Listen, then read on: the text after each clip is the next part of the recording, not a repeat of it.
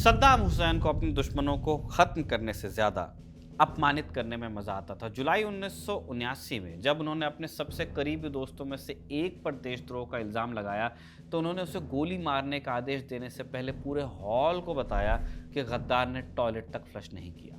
ये एक छोटी सी अजीब सी बात सद्दाम के मोडस ऑपरेंडी को दर्शाती थी, उनकी पर्सनालिटी को भी, कि विरोधियों को सिर्फ मारना नहीं है, उनकी पूरी शख्सियत, उनकी इज्जत को पूरी तरह से ख़त्म कर देना है। नमस्ते, मैं हूं निखिल और आप देख रहे हैं अलिफ लैला, जिसमें आज जानेंगे 1979 के बाद पार्टी पर्च की कहानी, जब सद्दाम ने सत्ता पर कब्जा कर अपने ही साथियों को सरेआम मरवा दिया था।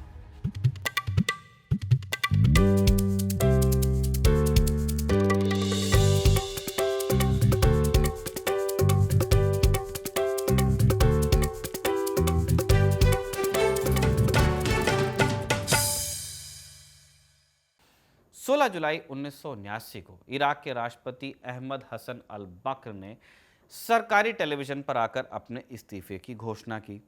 इस बात को आखिरी पल तक पूरी तरह से सीक्रेट रखा गया था कि ऐसा होने वाला है। पावर ट्रांसफर का दिन भी बहुत चालाकी से चुना गया था। 16 जुलाई को जब अल बकर ने इस्तीफे का ऐलान किया, ये दिन 17 जुलाई 1968 को हुए बाथ पार्टी तख्ता पलट की 11वीं सालगिरह से ठीक एक दिन पहले का था। सद्दाम हुसैन ये संदेश देना चाहते थे कि उनका शासन कोई नई चीज़ नहीं बल्कि बाथ पार्टी की क्रांति का ही अगला ज़्यादा ताकतवर पड़ाव है। बकर, जो सद्दाम हुसैन के रिश्तेदार थे, राजनीतिक गुरु थे, पिछले कुछ सालों से सिर्फ नाम के शासक रह गए थे। असली ताकत थी उनके डिप्टी सद्दाम हुसैन के हाथों में। बतौर डिप्टी अपने पूरे कार्यकाल के दौरान सद्दाम बड़ी चालाकी से बकर को फादर और लीडर यानी पिता और नेता कहकर संबोधित करते थे और हमेशा खुद को उनके एक विनम्र शिष्य के रूप में पेश करते थे। राष्ट्रपति के रूप में अपने पहले भाषण में सद्दाम ने ऐसा दिखावा किया जैसे उन्हें सत्ता की कोई इच्छा ही नहीं थी। सद्दाम ने कहा कि मैं आप सबको बताना चाहता हूं कि मैंने राष्ट्रपति बकर से कई बार अनुरोध किया कि वो अपनी जिम्मेदारियों को निभाते रहें, लेकिन उन्होंने अपनी खराब सेहत का हवाला देते हुए जोर दिया कि अब मैं जाता हूं, मुझे इस्तीफा देना है। ये सत्ता के स्मूथ ट्रांसफर का एक ऐसा नाटक था जो जनता के लिए रचा गया था, लेकिन सद्दाम की अपनी पार्टी बाथ पार्टी के अंदरूनी हलकों में हर कोई जानता था कि खूनी खेल अब बस शुरू होने वाला है। बाथ पार्टी, जिसका अरबी में मतलब होता है पुनर्जागरण, रेनेसां, सिर्फ एक राजनीतिक दल नहीं था बल्कि एक आइडियोलॉजिकल मूवमेंट की तरह था। इसकी शुरुआत 1940 के दशक में सीरिया में हुई थी, राजधानी दमिश्क में। इसके संस्थापक थे दो स्कूल टीचर जिन्होंने आइडिया दिया। विचारधारा क्या थी? पैन अरब नेशनलिज्म, जिसका नारा था एकता, स्वतंत्रता और समाजवाद, यानी जितने अरब मुल्क हैं उनको एक साथ चलना चाहिए। और उसके मूल्य क्या होंगे? एकता, स्वतंत्रता, समाजवाद। सोवियत इन्फ्लुएंस भी आप इसमें रीड कर सकते हैं। इनका सपना एक विशाल अरब नेशन बनाने का था। विचारधारा 1950 के दशक में शुरुआत में इराक पहुंचती है, ये सीरिया से। उस समय इराक में ब्रिटेन के समर्थन से चल रही राजशाही थी, मोनार्की, और देश राजनीतिक उथल पुथल के दौर से गुजर रहा था। बाथ पार्टी के इस आइडिया ने, जो पैन अरब नेशनलिज्म, रेवोल्यूशन, इन सारी चीज़ों की बात करता है, समाजवाद की बात करता है, पढ़े लिखे नौजवानों और छात्रों के एक छोटे ग्रुप को आकर्षित किया जो मौजूदा व्यवस्था से नाखुश थे। लेकिन इराक में अपनी जड़ें जमाना बाथ पार्टी के लिए इजी नहीं था। एक तरफ उसे कम्युनिस्ट पार्टी जैसी ज़्यादा ऑर्गेनाइज पार्टी से लड़ना था और दूसरी तरफ जो वहाँ के नेशनलिस्ट थे, जो राष्ट्रवादी पार्टियाँ थी, जो बहुत पॉपुलर थी, इनसे भी मुकाबला करना था। 1958 में जब सेना ने राजशाही को उखाड़ फेंका तो बाथ पार्टी को भी सत्ता में आने का एक मौका मिल गया, लेकिन पार्टी के भीतर सत्ता के लिए बड़ा संघर्ष था। पार्टी मोटे तौर पर दो गुटों में बटी हुई थी। एक तरफ सिविलियन लीडर्स थे जो विचारधारा या आइडियोलॉजी पर जोर देते थे, और दूसरी तरफ सैनिक अधिकारी थे जो ताकत या हार्ड पावर को ज़्यादा महत्व देते थे। फरवरी 1963 में बाथ पार्टी ने एक सैन्य तख्ता पलट के जरिए पहली बार इराक में सत्ता हासिल की, लेकिन ये सत्ता सिर्फ 9 महीने चल पाई। पार्टी के भीतर की भयंकर गुटबाजी और नेशनल गार्ड नाम के अपने मिलिटेंट ग्रुप की क्रूरता ने उसे जनता के बीच अलोकप्रिय बनाया, और फिर नवंबर 1963 में सेना ने उन्हें सत्ता से बेदखल किया। ये हार सद्दाम हुसैन जैसे युवा नेताओं के लिए एक बहुत बड़ा सबक थी। उन्होंने सीखा कि सिर्फ आइडियोलॉजी से सत्ता पर काबिज नहीं रहा जा सकता, इसके लिए क्रूरता चाहिए, चालाकी चाहिए और पार्टी के ऊपर पूरा कंट्रोल। इसके बाद 1966 का साल आता है, जब इराकी बाथ पार्टी का सीरियाई बाथ पार्टी से पूरी तरह मतभेद हो जाता है और नतीजे में क्या होता है, दो कॉम्पिटिटिव पैन अरब कमांड्स बनती हैं। इसके बाद इराकी बाथ पार्टी अहमद हसन अल बकर और सद्दाम हुसैन के नेतृत्व में जाती है। एक विचारधारा आंदोलन से बदलकर एक ऐसी ताकत बन जाती है जो लॉयल्टी यानी वफादारी पर ज़्यादा आधारित थी। जो जीजाजी कहेंगे वही करूँगा, ऐसा बोलोगे तो इराक की बात पार्टी में आगे जाओगे। उन्होंने धीरे धीरे पार्टी को अपने नियंत्रण में लिया इन दोनों ने, और 1968 में एक और तख्ता पलट किया जिसके जरिए हमेशा के लिए इराक की सत्ता पर ये काबिज हुए। 1979 तक अहमद हसन अल बकर राष्ट्रपति थे, जबकि सद्दाम हुसैन बाथ पार्टी में डेप्यूटी चेयरमैन थे। सैयद अबू रिश अपने किताब Saddam Hussain the politics of revenge में बताते हैं, डेप्यूटी चेयरमैन रहते हुए सद्दाम खुद को मिस्टर डेप्यूटी कहकर बुलाना पसंद करते थे ताकि उनकी एक अलहदा पहचान बने। जुलाई 1979 में जब तथाकथित पावर ट्रांसफ़र हुआ और उसके बाद सद्दाम राष्ट्रपति बने, उनके लिए सबसे ज़रूरी था सत्ता की जितनी चुनौतियां उनके सामने थी उनको ख़त्म करना। अब बाथ पार्टी के भीतर, क्योंकि एक ये मूवमेंट भी रहा था, कई पुराने और प्रभावशाली नेता थे जो सद्दाम के इस तरह सत्ता के शिखर पर पहुंचने से असहज थे। इनमें से एक प्रमुख व्यक्ति थे मुहिया अब्दुल हुसैन मशाहादी। मशाहादी देश की सबसे शक्तिशाली संस्था रेवोल्यूशनरी कमांड काउंसिल के सेक्रेटरी जनरल थे। आरसीसी के पास सारे कानून बनाने और सारे कानून लागू करने के अधिकार थे। मशाहादी साथ ही पार्टी के सबसे वरिष्ठ या नेताओं में से भी एक थे। जब बकर के इस्तीफे पर आरसीसी में वोटिंग हुई तो मशाहादी ने खुलकर विरोध किया। उन्होंने कहा था कि मैं मान ही नहीं सकता कि इनको रिटायर होना चाहिए, अगर ये बीमार हैं तो इनको रेस्ट कर लेना चाहिए, रेस्ट क्यों नहीं करते। एक तरह से सद्दाम का खुला विरोध था।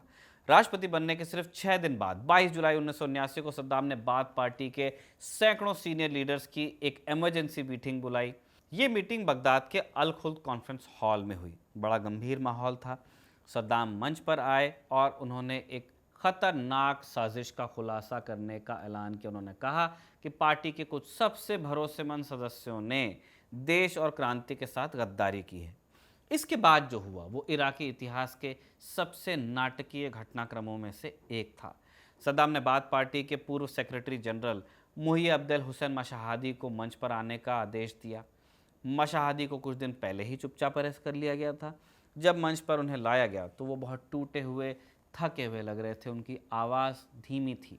उन्होंने इसके बाद पहले से तैयार किया हुआ एक लंबा कबूलनामा पढ़ा। बताया कि 1975 से वो और पार्टी के दूसरे सीनियर मेंबर्स सीरिया के राष्ट्रपति हाफिज अल असद के साथ मिलकर इराक में तख्ता पलट की साजिश रच रहे थे। सीरिया जो कि इराक का पारंपरिक प्रतिद्वंद्वी था और जहां बाथ पार्टी का एक दूसरा गुट सत्ता में था। इस कहानी के लिए बड़ा सुविधाजनक बाहरी दुश्मन वाली चीज़ हर जगह तानाशाहों को पसंद आती है कि बाहर से कोई ख़राब कर रहा है। मशाहादी ने बताया कि साजिश का मकसद बकर और सद्दाम दोनों को हटाना और सीरिया इराक का एकीकरण करना था। जब साजिशकर्ताओं को पता चला कि बकर पद छोड़ने वाले हैं और सद्दाम राष्ट्रपति बनेंगे तो उन्होंने अपनी योजनाओं में तेज़ी लाने की कोशिश की। अब इस पूरे कबूलनामे के दौरान सद्दाम मंच पर कुर्सी पर बैठे हुए थे और एक हवाना सिगार पी रहे थे, शांति से सब कुछ देख रहे थे। उन्होंने ही ऑर्केस्ट्रेट किया था। जब कबूलनामे में आरसीसी के एक और मेंबर मोहम्मद आयेश का नाम आया तो सद्दाम ने अचानक मशाहादी को बीच में रोक दिया। सद्दाम ने फिर दर्शकों की ओर देखकर कहा कि वो यानी कि आयेश मेरे साथ बैठकों में बहुत नर्वस रहता था और मैं देखता था कि मुझे बड़ी नफरत भरी नज़रों से देखता था। इसी बीच मशाहादी एक एक करके साजिशकर्ताओं के नाम लेते रहे। जिस जिस का नाम लिया जाता हॉल में लगे कैमरों की नज़रें उन पर टिक जाती। सादे कपड़ों में सुरक्षाकर्मी तुरंत फिर उस व्यक्ति के पास पहुंचते और उसे सीट से घसीट कर बाहर ले जाते। कुछ लोग चुपचाप गए, कुछ लोग शोर करते हुए। अपने कबूलनामे के अंत में मशाहादी ने आरसीसी के 5 सदस्यों को मुख्य साजिशकर्ता बताया। इनमें से एक नाम था अदनान हुसैन अल हमदानी का। हमदानी न सिर्फ आरसीसी के सदस्य थे बल्कि सद्दाम के सबसे करीबी दोस्तों और विश्वास पात्रों में से एक थे। सद्दाम ने राष्ट्रपति बनने के ठीक बाद उन्हें डेप्यूटी प्राइम मिनिस्टर और अपने ऑफिस का हेड नियुक्त किया था। हमदानी एक काबिल प्रशासक के तौर पर जाने जाते थे। एडमिनिस्ट्रेशन का अनुभव था और उनका अपराध शायद उनकी बढ़ती लोकप्रियता ही थी। सद्दाम को लगता था कि आगे लोग हमदानी की तरफ देखेंगे। हमदानी ही वो शख्स थे जिन्हें गद्दार करार देने के बाद ह्यूमिलेट किया गया। द पॉलिटिक्स ऑफ रिवेंज के मुताबिक हमदानी का नाम पुकारे जाने के बाद उन्होंने टॉयलेट जाने की इजाज़त मांगी। जब वो वापस अपनी सीट पर आकर बैठे तो सद्दाम अचानक गुस्से में मंच से उठते हैं, खुद टॉयलेट जाते हैं। कुछ पल बाद जब वो वापस लौटते हैं तो माइक्रोफोन उठाकर पूरे हॉल में ऐलान करते हैं कि गद्दार ने टॉयलेट तक फ्लश नहीं किया। डीह्यूमनाइज करना है। मशाहदी का कबूलनामा ख़त्म होने के बाद सद्दाम अपनी कुर्सी से उठे और फिर से मंच पर खड़े हुए। उन्होंने अपनी जेब से एक रुमाल निकाला और अपनी आंखों से आंसू पोंछे, मानो दिखा रहे हों कि उन्हें अपने साथियों के धोखे से कितना दुख है। फिर उसी रुमाल को वापस जेब में रखते हुए उन्होंने एक कागज़ निकाला और धीरे धीरे एक एक करके उन 66 लोगों के नाम पढ़ने शुरू किए जो एक घटिया साजिश में शामिल थे। हर नाम के बाद वो रुकते, सिगार का कश लेते और फिर अगला नाम पढ़ते। हॉल में पहले खामोशी थी, लेकिन फिर धीरे धीरे कुछ सदस्य सद्दाम के पक्ष में नारे लगाने लगे। एक आखिरी कोशिश ये थी कि किसी तरह अपनी वफादारी सद्दाम के प्रति जता दें। पूरा हॉल कुछ देर बाद सद्दाम जिंदाबाद, डेड टू ट्रेटर्स टाइप के नारे लगाने लगा। सोचा समझा राजनीतिक नाटक। अब सद्दाम ने इस पूरे गेम की, इस पूरी मीटिंग की फिल्म बनवाई। इस पूरे पर्च की आप सोचिए, कहीं चोरी से नहीं रिकॉर्ड हुआ था, खुद इस फिल्म की प्रतियां पूरे इराक में पार्टी ऑफिसेज में बांटी गई, ये सुनिश्चित करने के लिए कि हर किसी तक सद्दाम का संदेश पहुंच जाए कि डर अब इराक का सबसे बड़ा कानून था। अल खुल्द हॉल में हुई 22 जुलाई की बैठक नाटक का पहला अंक था। दूसरा अंक कुछ ही दिनों बाद शुरू हुआ। सद्दाम ने एक विशेष अदालत का गठन किया जिसकी अध्यक्षता आरसीसी के एक सदस्य नईम हद्दाद को सौंपी गई। हद्दाद एक शिया नेता थे और उनकी नियुक्ति एक सोचा समझा कदम था, क्योंकि बाथ पार्टी के जिन साथियों को सज़ा मिली थी उनमें शियाओं के कुछ बड़े नेता भी थे। इसका मकसद दुनिया को ये दिखाना था कि यह पर्च किसी एक समुदाय के खिलाफ नहीं बल्कि देश के गद्दारों के खिलाफ था। सभी पर कार्रवाई हो रही है। अब ये मुकदमे कुछ ही दिनों में ख़त्म हुए। 55 लोगों को दोषी पाया गया। इनमें से 22 को सजाए मौत मिली, जिनमें आरसीसी के 5 सदस्य भी शामिल थे। इनमें एक शख्स ऐसा भी था जो 6 साल से जेल में था। उस पर 1973 में तख्तापलट के इल्ज़ाम लगे थे। सद्दाम ने उसे भी इस साजिश में शामिल बताकर मौत की सज़ा दिलवाई। 8 अगस्त 1979 को सद्दाम ने सज़ाओं को अंतिम रूप दिया। इन हत्याओं को नाम दिया डेमोक्रेटिक एग्जीक्यूशन, यानी लोकतांत्रिक तरीके से दी गई मौत की सज़ा, क्योंकि ये जो सज़ा थी उसका फैसला दोषियों के साथियों ने ही किया था। सद्दाम का लॉजिक, एग्जीक्यूशंस उसी बिल्डिंग के बेसमेंट में हुए जहां कुछ दिन पहले साजिश का खुलासा हुआ था, पूरी फिल्म बनी थी। गद्दारों को कोई साधारण सैनिक दस्ते ने गोली नहीं मारी। सद्दाम का हुक्म था कि फायरिंग स्क्वाड में बाथ पार्टी के वही सीनियर मेंबर शामिल होंगे जो उस बैठक में मौजूद थे और जिन्हें बख्श दिया गया था। उन्होंने खुद सबको हैंडगन बांटी, सद्दाम ने खुद ही, और अपने साथियों को गोली मारने के लिए मजबूर किया। अब ये कभी नहीं भूलने वाले थे कि उन्हें किसका साथ देना है। ये एक कबीलाई रणनीति थी। खून के इस अपराध में सबको भागीदार बनाकर सद्दाम ने उनकी वफादारी हमेशा हमेशा के लिए खरीद ली थी। कोई ये दावा नहीं कर सकता था कि वो निर्दोष है। सब पर खून के छींटे बराबर पड़ गए थे। खुद को चुनौती दे सकने वाली हर आवाज़ को शांत करने के बाद सद्दाम ने खुद को 2 दिनों के लिए अपने बेडरूम में बंद किया। द पॉलिटिक्स ऑफ रिवेंज में सैयद अबुरिश लिखते हैं, जब सद्दाम कमरे से बाहर निकले तो उनकी आंखें सूजी हुई थीं और खून की तरह लाल थीं। बोलने में भी उन्हें कठिनाई हो रही थी। ऐसा लग रहा था जैसे लगातार रोते रहे हों। इसके बाद वो अपने मारे गए दोस्त अदनान हमदानी की विधवा से मिलने भी गए। वहाँ भी उन्होंने ज़ोर ज़ोर से रोते हुए कहा कि राष्ट्रीय हित के चलते उन्हें यह करना पड़ा, और बाद में उन्होंने हमदानी के परिवार के लिए एक बड़ा विला बनाने का हुक्म दिया। जुलाई 1979 में जो पर्च शुरू हुआ वो सिर्फ पार्टी के शीर्ष नेतृत्व तक सीमित नहीं रहा। आने वाले महीनों में सैकड़ों पार्टी कार्यकर्ताओं, सैनिक अधिकारियों और सरकारी कर्मचारियों को या तो मार दिया गया, या तो जेल में डाल दिया गया, या फिर उन्हें पद से हटा दिया गया। सद्दाम का संदेश साफ था, पूरी वफादारी या फिर मौत। सद्दाम ने इस पूरे घटनाक्रम को एक महान उपलब्धि के रूप में पेश किया। 8 अगस्त को राष्ट्र के नाम अपने एक भाषण में उन्होंने इस पर्च को बाथ क्रांति की एक जीत बताया। सजाओं की घोषणा के बाद हजारों लोगों को राजधानी की सड़क पर मार्च करने बुलाया गया, रेडियो से भाषण दिलवाए गए। सत्ता पर पूरी तरह कब्जा जमाने के बाद सद्दाम ने तुरंत सत्ता के हर केंद्र पर अपने वफादार लोग बैठाए। सबसे महत्वपूर्ण पद उनके परिवार के सदस्यों को मिले ताकि धोखे के चांसेस कम रहे। सद्दाम के चचेरे भाई और बहनों अदनान खैरल्ला, जो पहले ही रक्षा मंत्री थे, उनकी ताकत और बढ़ा दी गई। सद्दाम के सौतेले भाई बरजान अल तिकरिती को इराक की खूंखार खुफिया एजेंसी मुखबारात का प्रमुख बनाया गया। मार्च 1980 में सद्दाम ने 20 से ज़्यादा सालों से निष्क्रिय इराक की नेशनल असेंबली को फिर से स्थापित करने की घोषणा की। जून 1980 में चुनाव करवाए। सद्दाम ने इराकी लोगों से अपनी उम्मीद साफ कर दी, कह लीजिए धमकी दे दी। क्या बोलते हैं, हमें यह इंश्योर करना होगा कि जो 13.5 मिलियन इराकी वोट देने के काबिल हैं वो सही रास्ता चुने, जो गलत रास्ता चुनेगा हम उसकी गर्दन काट देंगे। नतीजतन 250 सीटों वाली असेंबली में ज़्यादातर बाथिस्ट ही चुने गए। सद्दाम जानते थे कि सिर्फ डर से लंबे समय तक शासन चलेगा नहीं, तो उन्हें लोगों के दिलों और दिमाग पर कब्जा करने के लिए भी प्रोपेगेंडा चलाया, और यहीं से सद्दाम के पर्सनैलिटी कल्ट के निर्माण की शुरुआत हुई। पूरे देश में सद्दाम की तस्वीरें लगी, दयालु बाप, बहादुर योद्धा, दूरदर्शी नेता।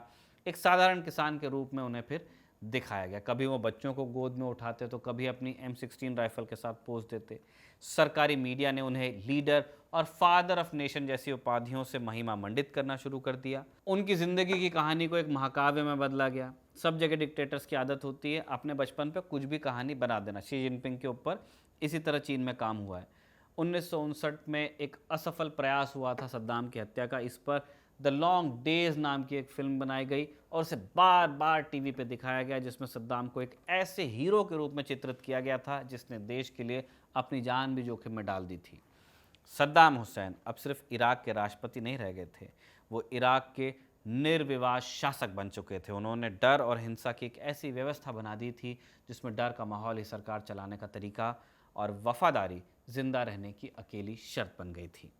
पार्टी, फौज, सरकार सब कुछ एक आदमी की मुट्ठी में था और इराक एक नए काले दौर में जा चुका था। एक ऐसा दौर जिसकी बुनियाद खुद उसके ही नेताओं के खून पर रखी गई थी। इसी के साथ अलिफ लैला का ये एपिसोड भी कंक्लूड होता है। इसे कमल ने लिखा और अयान ने रिकॉर्ड किया। आप देखते रहिए खबर गाँव।